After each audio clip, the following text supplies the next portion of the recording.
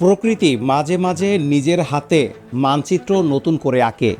বাংলাদেশ ডুবে যাচ্ছে, এই কথা আমরা বছরের পর বছর শুনে এসেছি, কিন্তু স্যাটেলাইটের চোখ বলছে ভিন্ন কথা। বঙ্গোপসাগরের বুকে প্রতি বছর গড়ে 52 বর্গ কিলোমিটার নতুন ভূমি জেগে উঠছে। বিয়োগ করুন ক্ষয়ের হিসাব, তারপরও প্রতি বছর নিট 20 বর্গ কিলোমিটার নতুন জমি যোগ হচ্ছে বাংলাদেশের মানচিত্রে। গত এক শতাব্দীতে এই হিসাবে যোগ হয়েছে প্রায় 2000 বর্গ কিলোমিটার। কিন্তু এই সুসংবাদের পাশেই আছে একটি তিক্ত ইতিহাস। 1970 সালে ঠিক এইভাবেই জেগে উঠেছিল দক্ষিণ তালপট্টি দ্বীপ। সেই দ্বীপ আজ আর নেই, মানচিত্র থেকে মুছে গেছে। তাহলে প্রশ্ন হলো, এই নতুন ভূমি কি বাংলাদেশ ধরে রাখতে পারবে, নাকি এটাও হারিয়ে যাবে ঢেউয়ের আঘাতে কিংবা কূটনৈতিক ব্যর্থতায়? আমরা আজ জানবো এই নতুন ভূমি কিভাবে তৈরি হচ্ছে, কোথায় কতটুকু জেগে উঠছে, দক্ষিণ তালপট্টির আসল ইতিহাস কি, এবং এটা থেকে বাংলাদেশ কি শিক্ষা পেয়েছে। নতুন ভূমি রক্ষায় বাংলাদেশের সামরিক ও কৌশলগত প্রস্তুতি কি, এবং এই ভূমির অর্থনৈতিক সম্ভাবনা কতটুকু বাস্তবে রূপ নিতে পারবে। তো চলুন শুরু করা যাক। প্রথমেই বুঝতে হবে এই অলৌকিক মনে হওয়া ঘটনার বিজ্ঞান। হিমালয় পর্বতমালা থেকে নেমে আসা গঙ্গা, ব্রহ্মপুত্র ও মেঘনা নদী প্রতি বছর প্রায় 1 বিলিয়ন টনেরও বেশি পলি বহন করে আনে। এই বিপুল পরিমাণ কাদামাটি ও বালির মিশ্রণ মেঘনার মোহনায় দিয়ে বঙ্গোপসাগরে পতিত হয় এবং সমুদ্রের তলদেশে জমা হতে থাকে। বছরের পর বছর জমতে থাকা এই পলি এক সময় সেই পলি স্তর সমুদ্রপৃষ্ঠ ভেদ করে উপরে উঠে আসে, তৈরি হয় নতুন চর বা দ্বীপ। CEGIS এর গবেষণা অনুযায়ী প্রতি বছর বাংলাদেশে 52 বর্গ কিলোমিটার নতুন ভূমি জেগে ওঠে, আর ক্ষয় হয় 32 কিলোমিটার। ফলে বার্ষিক নিট লাভ প্রায় 20 বর্গ কিলোমিটার। স্যাটেলাইট বিশ্লেষণে দেখা গেছে 1989 থেকে 2025 সালের মধ্যে সন্দ্বীপের আশেপাশে স্থায়ী ভূমি 328 বর্গ কিলোমিটার থেকে 726 বর্গ কিলোমিটার বেড়েছে, 121% বৃদ্ধি। নোয়াখালীর চর, নঙ্গুলিয়া, হাতিয়ার কাছে উড়িচর, ভাসানচর, এইগুলো সব এই প্রাকৃতিক প্রক্রিয়ার ফল। এখন আসি সবচেয়ে শিক্ষণীয় ইতিহাসে। 1970 সালের ভয়াবহ ভোলা ঘূর্ণিঝড়ের পরে সাতক্ষীরার দক্ষিণে হাড়িয়াভাঙ্গা নদীর মোহনায় হঠাৎ একটি দ্বীপ জেগে উঠল। বাংলাদেশ এর নাম দিল দক্ষিণ তালপট্টি, ভারত ডাকল নিউমুর। 1974 সালে মার্কিন স্যাটেলাইট ডেটায় দ্বীপটির আয়তন দেখা গেল প্রায় 2500 বর্গমিটার। দুই দেশের দাবি পাল্টাপাল্টি চলতে থাকলো। 1981 সালে ভারতের সীমান্তরক্ষী বাহিনী দ্বীপে পতাকা পুতল। তারপর শুরু হয় দীর্ঘ কূটনৈতিক টানপ্রন। কিন্তু সবচেয়ে বড় মোড় এলো প্রকৃতির হাত ধরে। 1990-এর দশকে দ্বীপটির ক্ষয় হতে শুরু হয় এবং 2010 সালে দ্বীপটি সম্পূর্ণভাবে সমুদ্রে ডুবে যায়। 2014 সালে স্থায়ী সালিসি আদালত PSA রায়ে দ্বীপটির সার্বভৌম ভারতের পক্ষে ঘোষণা করে। ভারত জোর জবরদস্তি করে দ্বীপটি দখল করলেও দ্বীপটি প্রাকৃতিকভাবেই বিলুপ্ত হয়ে যায়। কিন্তু এই ইতিহাসের শিক্ষা স্পষ্ট, যে ভূমি নজর রাখা হয় না, যে দাবি কূটনৈতিকভাবে শক্ত করা হয় না, সেই ভূমি হারিয়ে যায়। স্পর্শ বোর্ড সদস্য মাহমুদুর রহমানের গবেষণায় দেখা গেছে 1989 থেকে 2025 সালের ল্যান্ডস্যাট স্যাটেলাইটের চিত্র বিশ্লেষণ করে সন্দ্বীপের কাছে জাহাজের চর, যা এখন স্বর্ণদ্বীপ, এবং ভাসানচর নামে দুটি নতুন দ্বীপের উদ্ভব নিশ্চিত হয়েছে। মেঘনার মোহনা বরাবর নোয়াখালীর হাতিয়া সন্দ্বীপ এলাকায় নতুন ভূমি সবচেয়ে দ্রুত বাড়ছে।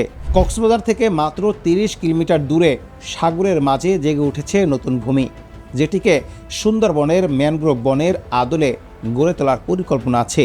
ক্রোজ ড্যাম প্রযুক্তি ব্যবহার করে পলি আটকে নতুন ভূমির স্থায়িত্ব বাড়ানো যায়, যেমনটা 1957 থেকে 1964 সালে নোয়াখালীতে দুটি বাঁধ নির্মাণের পরে নতুন চর তৈরি হয়েছিল।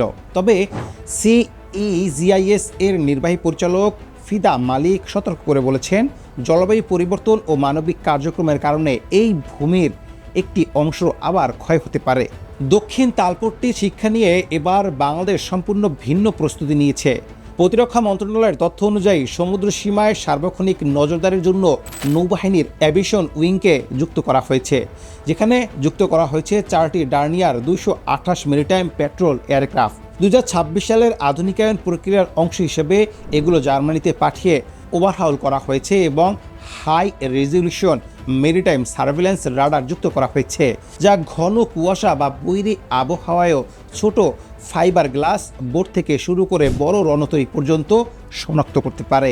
পাশাপাশি বাংলাদেশ কোস্ট গার্ডের জন্য মিলিটারি গ্রেড সেন্সর ও লং রেঞ্জ ইনফ্রারেড ক্যামেরা সজ্জিত মেরিটাইম সার্ভেলেন্স হেলিকপ্টার সংগ্রহ করা হচ্ছে।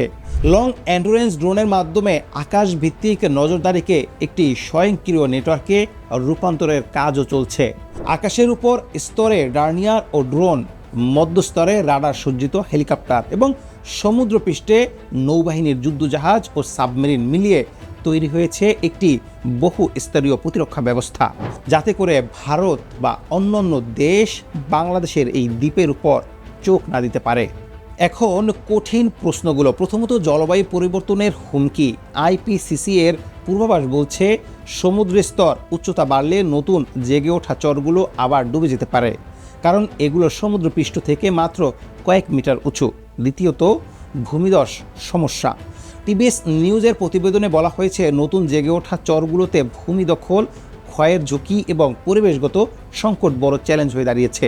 তৃতীয়ত, কূটনৈতিক জটিলতা।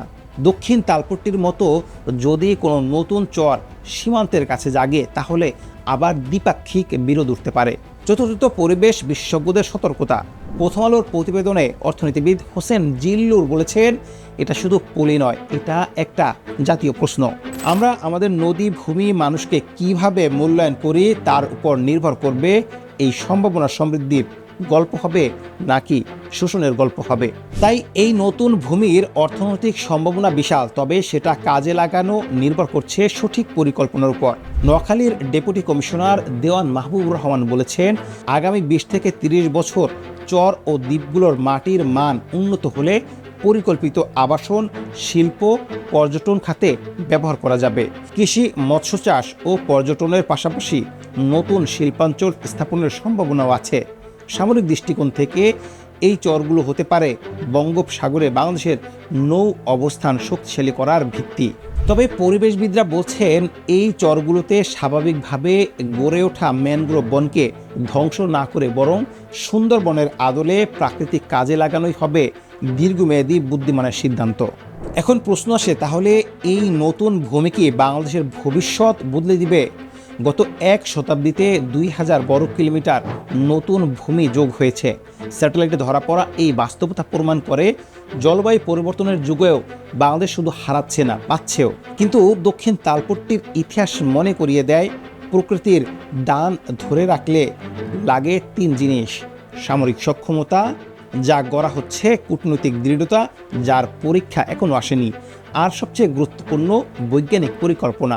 ক্রস ড্যাম দিয়ে পলি ধরা, ম্যানগ্রোভ লাগিয়ে ভূমি স্থায়ী করা, জলবায়ু সহনশীল অবকাঠামো তৈরি করা, সবকিছুই দরকার।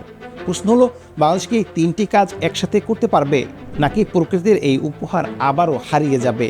এবার আর ঢেউয়ের কারণে নয়, আমাদের নিজেদের অসাবধানতার কারণে।